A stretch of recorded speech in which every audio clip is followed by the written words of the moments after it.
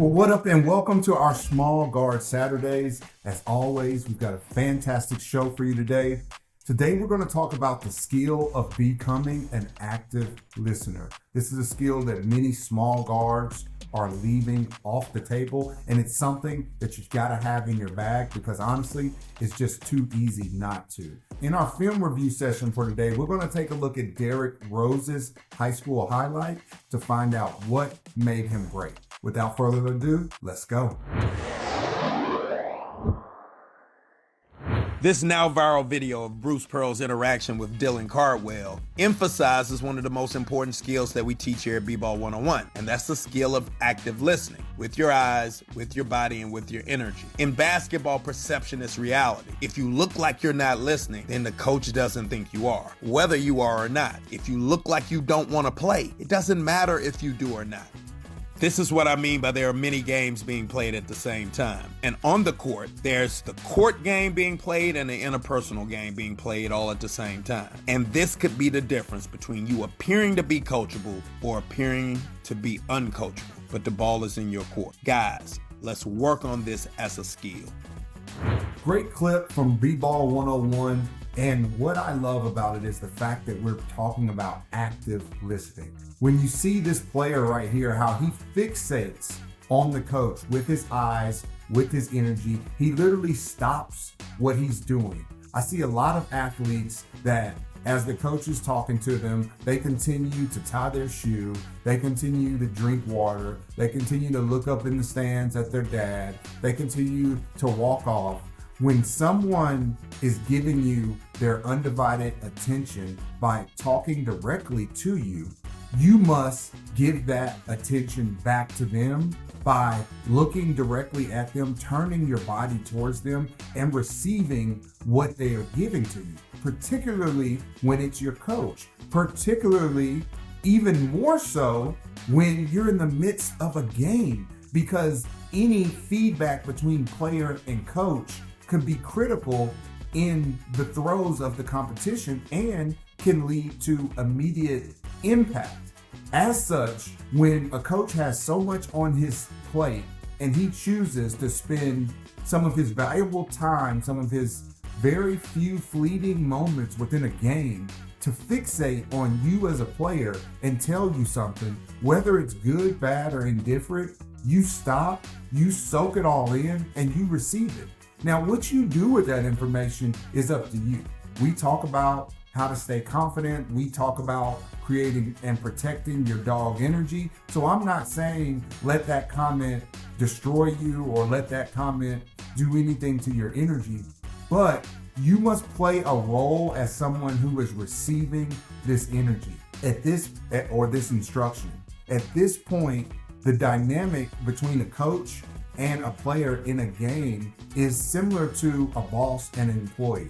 And when we're trying to get something done as a collective group, when we're trying to accomplish a goal similar to a military situation, everyone has to be on the same page. And anybody who's not bought in cannot be part of this process. And so whether it's for this game, whether it's for this quarter, whether it's for the next few minutes, that coach is going to lose confidence in you if you're not practicing the skill of becoming an active listener. And practice is the operative word here, because we're not just talking about doing this in the midst of the game. This is something you have to start to practice even in your practices, in your training, when you're in the classroom, whenever someone, even at home, whenever someone stops to give you information, you need to practice stopping what you're doing, giving them all of your attention, and giving them your affirmation in that you understand what they are saying to you and that you are receiving it. Now, what you choose to do with it, completely up to you. That's a completely different skill. How to apply is a completely different skill. But when we talk about attention, when we talk about acceptance, all of those things have to do with active listening. Now, next, what we're going to do is take a look at some of these Derrick Rose highlights. If you guys have kept up with Derrick Rose, he just had his jersey retired at the United Center in Chicago, all-time legend, one of the great small guards to play the game really at any level over the past 10, 20 years. NBA MVP, led his team to multiple playoff appearances. Prior to injuries, Derrick Rose was one of the best guards we had ever seen. So let's take a look at some of the things that made them great and how that made him great and how you can add these things to your game.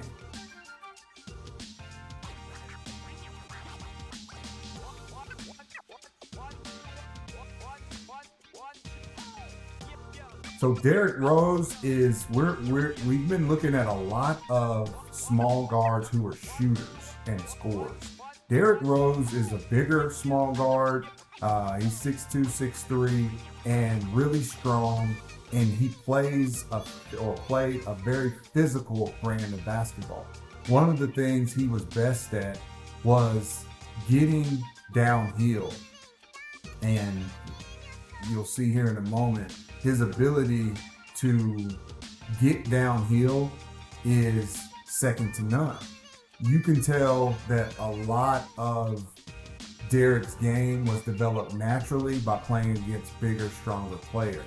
I mean, if you look at this highlight here, the ability to hang and finish the hoop is something that separates him. Again, another 2 feet in the paint, hanging shot.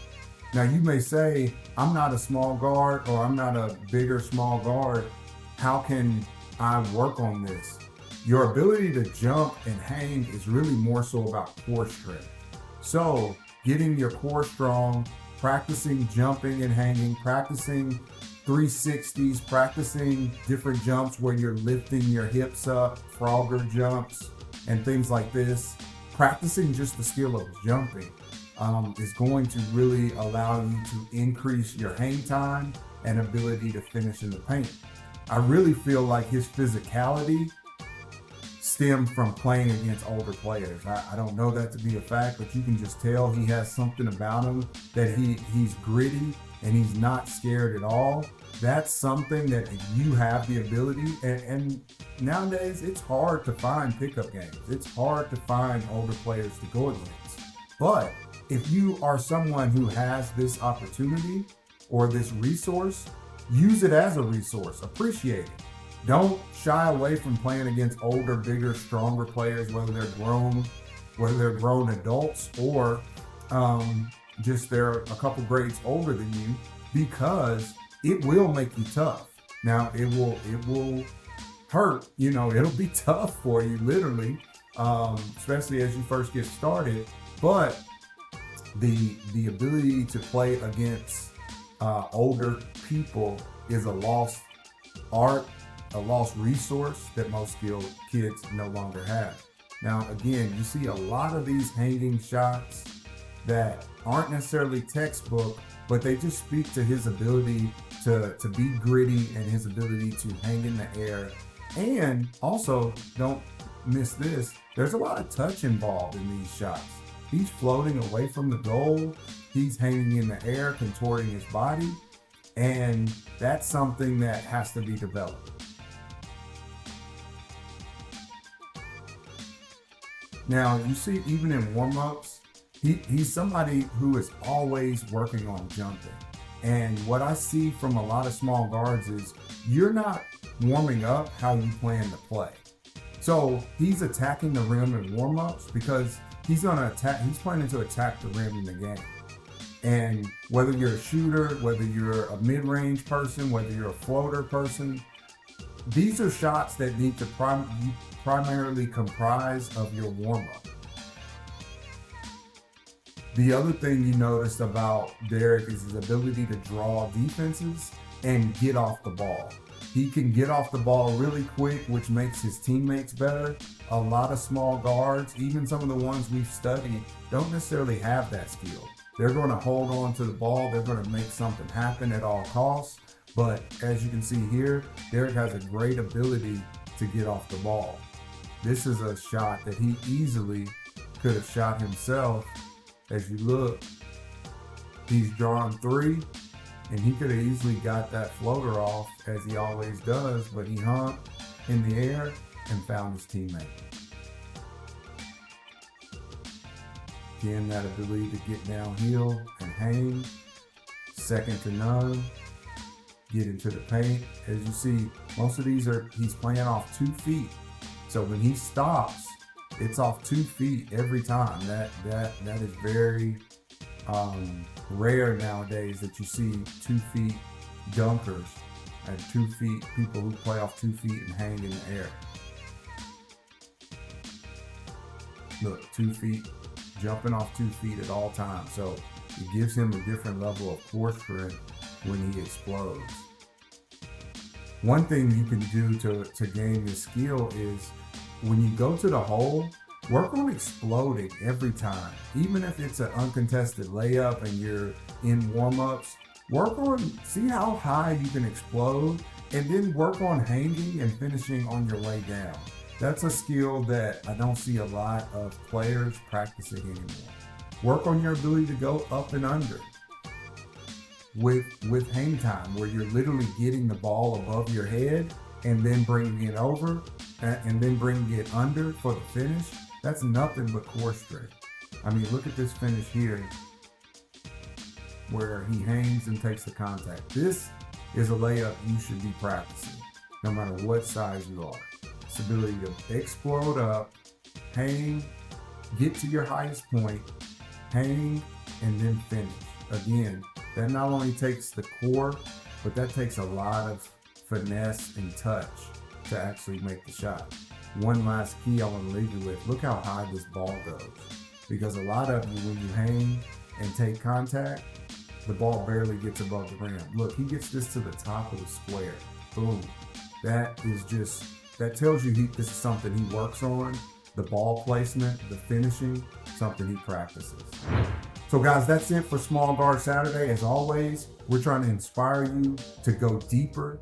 Find guards that inspire you. Find guards that motivate you. Study what made them great and add these things to your game. As always, like and subscribe, and thanks for watching.